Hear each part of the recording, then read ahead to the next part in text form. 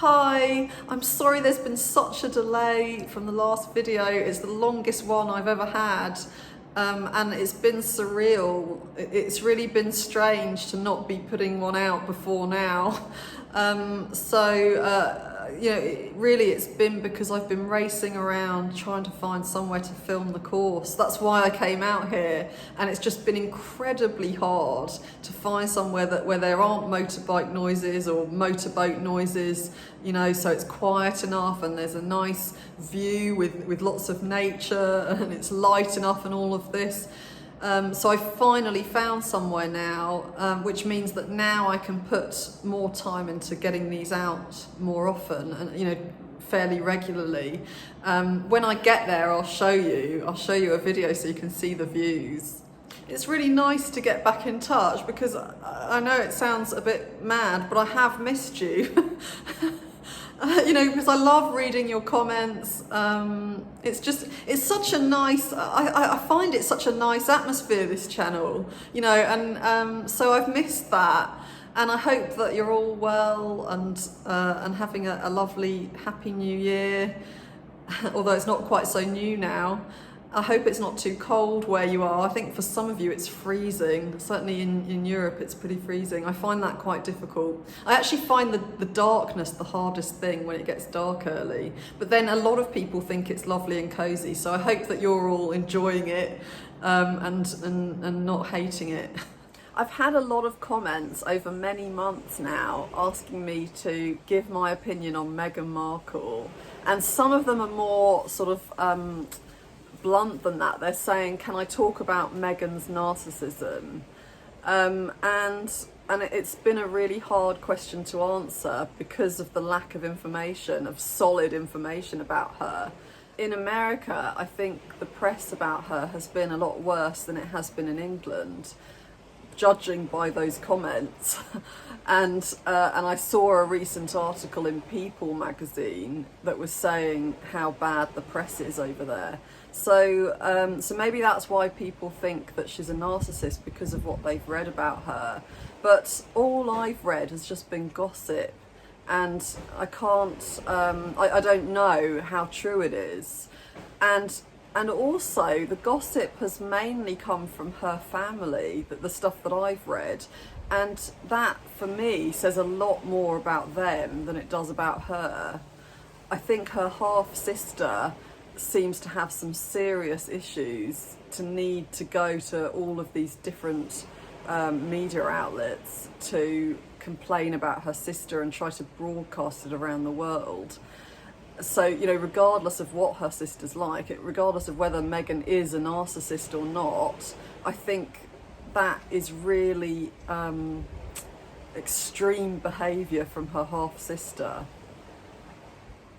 And other members of her family have acted in a similarly bizarre way. Her nephew and his mother, who weren't invited to the wedding, and then they came over to England anyway and spoke to the media about this and how they weren't invited but they wanted to support her.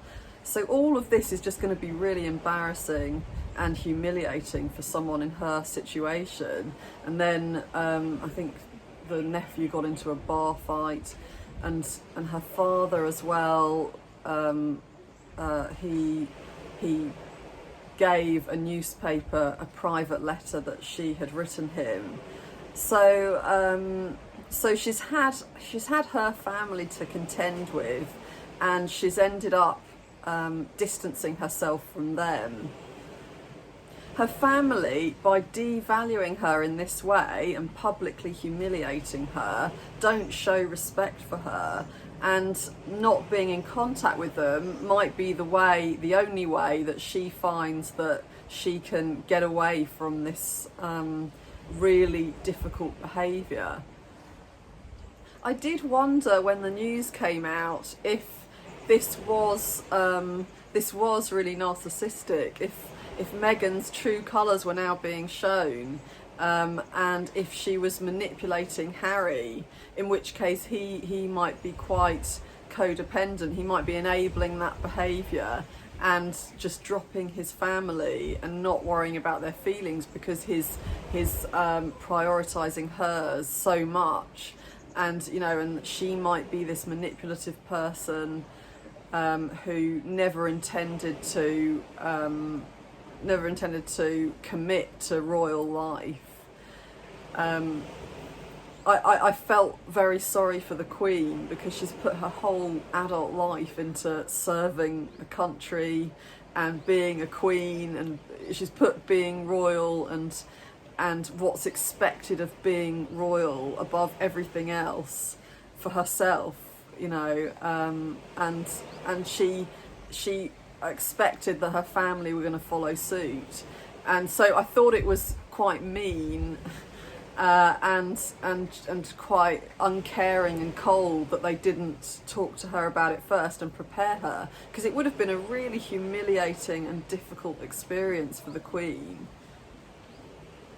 But then I read that the BBC correspondent who had interviewed Meghan when they were in Africa was saying that if she did an interview in which she just said everything on her mind, there'd be some really that, you know, there'd be a lot of dark secrets about what she's been experiencing in the royal household. And I don't know if that's from the royal family or if it's from the staff, but seeing as I have no evidence that she's a narcissist, because I know so little about her, it did make me think, well, maybe she does feel like it's just impossible to live there. Maybe she is dealing with some really difficult situations with different people there. It could be that she's not manipulative, and she's just doing what she has to do for her own mental health, and that Harry is as well for his own mental health, because I know that he was saying that he's found it really difficult as well, living his royal life. He's found the media attention really difficult too. Obviously he lost his mother because of it's certainly in his mind, because she was running away. She was being driven too fast away from the paparazzi, and then as she lay dying, nobody helped her. They just took all these photos of her. So he finds all of that really difficult, having the press constantly there taking photos of him and so on. So it could be that both of them have just been really, really brave, and they felt that they were pushed into a corner and they had no choice at all but to do things in the way that they have. And I know that it turns out that apparently Harry had tried to talk to the Queen, and she had said that he needed to first talk to his father, and so he had done that, and then Prince Charles had said that there wasn't enough, that his plan was just a first draft and he needed to do more work on it. So he might have felt that they were never going to agree, and so this was the only way that they could go about quitting some of these duties that were driving them crazy and getting them away from the royal family. I think Meghan and Harry are a good example of a situation when someone might feel a duty to stay connected with their family and to behave as they're expected to behave. Because when would you feel that more than in the royal family, when not only your family but the whole country and really a lot of the world are expecting you to continue to behave in a certain way and to stay connected with your family. So many other people feel that way too, that if they disconnect from their family, then they're not doing their duty, and it's their responsibility to keep their family happy with them. And so they think that they have to put up with really toxic behaviour that's damaging their confidence, that's damaging their mental health, and giving them all sorts of problems. Some people have terrible health problems because their mental health is suffering so much because of these relationships that they're still putting up with. And so the question is, do you have a duty? Do you have to keep your family happy no matter how miserable you are when you're around them? And I think the answer can be different depending on different cultures as well, because certainly some Asian cultures, the parents have children and expect that those children are going to look after them as they get older. And in some countries there isn't any kind of pension scheme. The children take them in when they get older and they look after them. And sometimes the adults, especially the women, are expected to live at home until they get married. So this connection is really important, and it's just unheard of to not have it. It would be seen as abandoning them and just utterly heartless. And in the West, I think there is still quite a degree of that, you know, of this feeling that if you're not in touch with close family, your mother, for instance, or your father, but I guess particularly your mother, then you'd be seen as really heartless and cruel. You know, what could possibly have happened that could make you not even speak to her at all? And, you know, there's a big sort of vibe going on that you can fix things. You know, you just need to communicate better, or that you need to just accept people as they are, and families can be difficult, but we just have to just get on with it and just put up with it. But is that the case? In my opinion, as adults, we're all responsible for our own mental health. We can't look to anyone else to help us with that, unless it's a therapist, unless we're paying someone to help us with our mental health. But I mean, in life in general, nobody else can and even in that situation, you're still responsible for your mental health. So I'm going to do a video actually soon about narcissistic therapists, because you can't even rely on somebody, you know, a professional who you're paying to help you. You still have to check, is this good for me? You know, and you still have to be responsible for your own mental health. So when it comes to, for instance, a parent who may have been abusive in your childhood, whether they were emotionally abusive or whether it was more than, you know, if it was also physical, sexual abuse, they may be responsible for having damaged your mental health.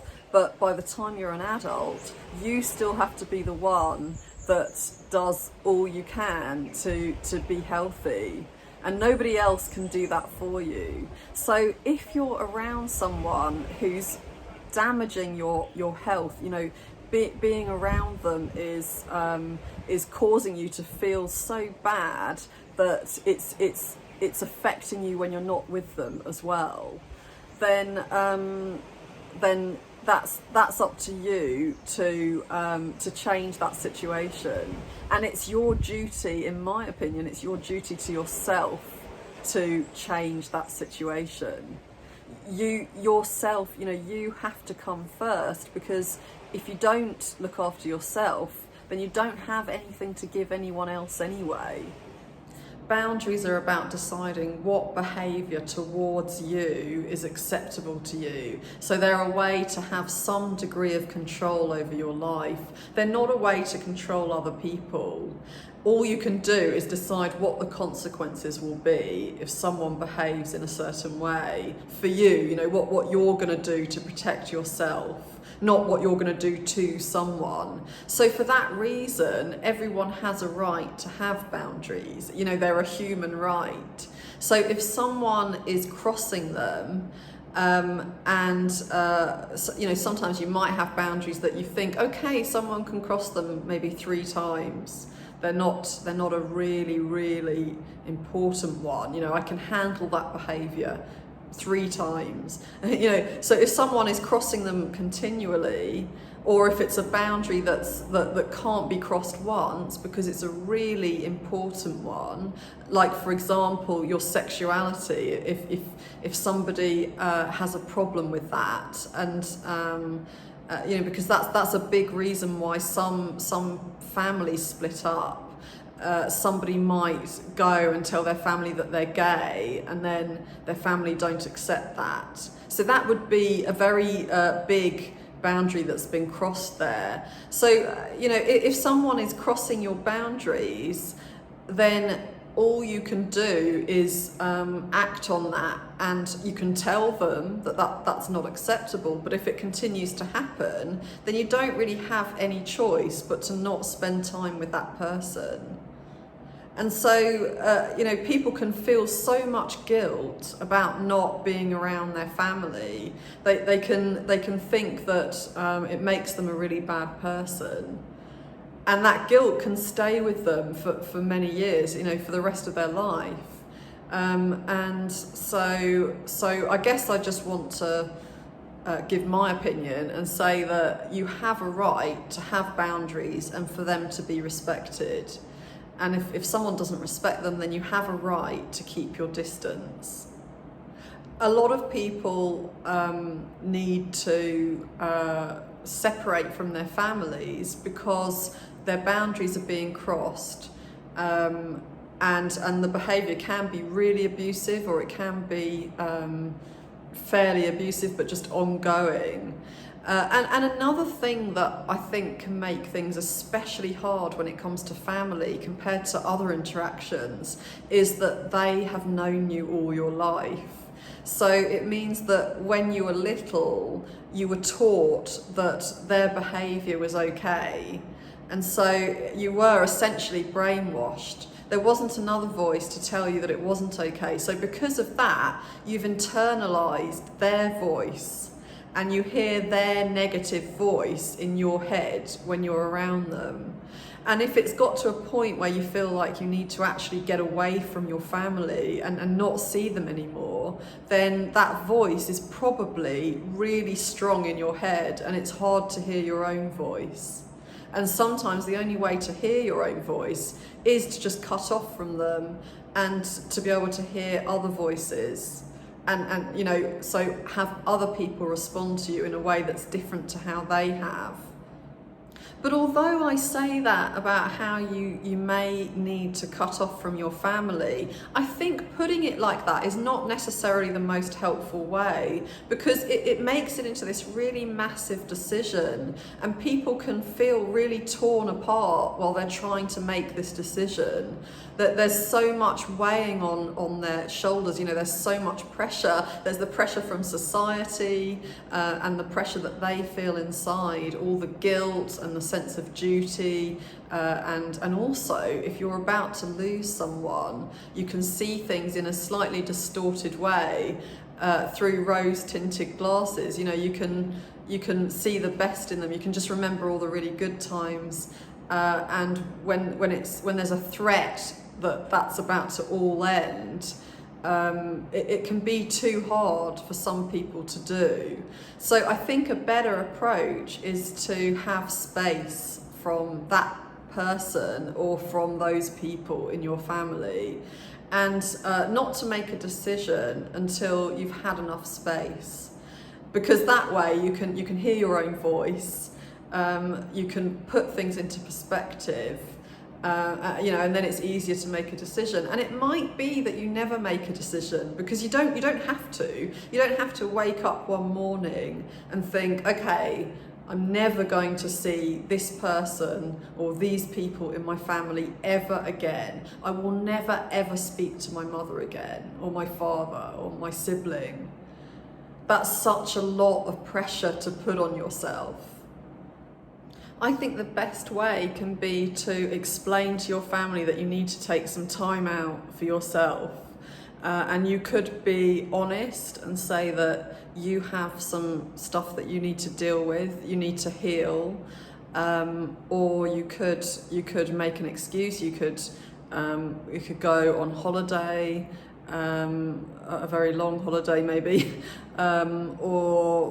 or you could move cities and say that it's work. So it's up to you how direct you are. But I think that just taking space to away from their voice is what you need to do for sure. That can be the decision that you make as to whether you take space. That's a much easier decision because it's a much smaller step. And then over time you can decide, do you feel up to seeing them again?